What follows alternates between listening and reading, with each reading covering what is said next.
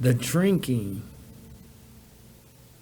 and the alcoholism was not the root cause of why I fell into addiction.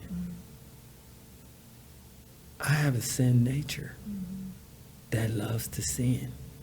My favorite sin was drinking and womanizing and carousing and partying.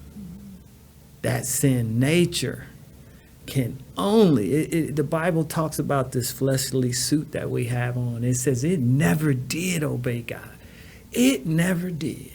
And until Christ became my Lord and my Savior and took up residence in my body, my mind, my body, my soul, and started to live the life for me, I could not be sober.